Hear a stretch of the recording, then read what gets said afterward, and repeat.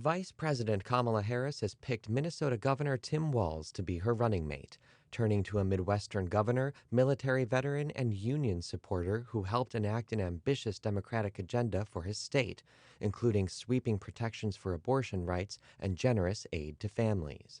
In choosing the 60-year-old Walz, Harris hopes to shore up her campaign standing across the upper Midwest, a critical region in presidential politics that often serves as a buffer for Democrats seeking the White House. But the party remains haunted by Republican Donald Trump's wins in Michigan and Wisconsin in 2016. Walz, who grew up in the small town of West Point, Nebraska, was a social studies teacher, football coach, and union member before he got into politics. He won the first of 6 terms in Congress in 2006 from a mostly rural southern Minnesota district and used the office to champion veterans' issues.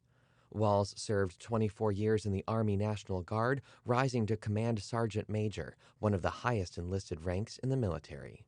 He ran for governor in 2018 on the theme of One Minnesota, defeating Hennepin County Commissioner Jeff Johnson by over 11 points.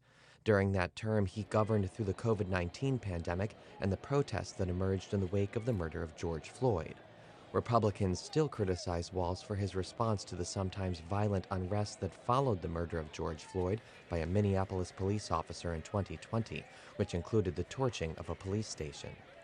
But Walz won re-election in 2022 by nearly 8 points over his GOP challenger.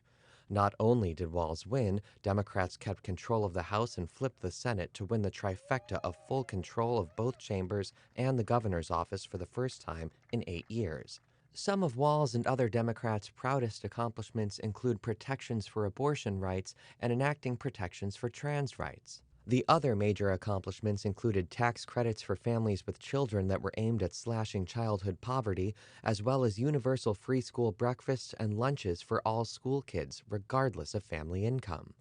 Putting Walz on the ticket could help Democrats hold the state's 10 electoral votes and bolster the party more broadly in the Midwest.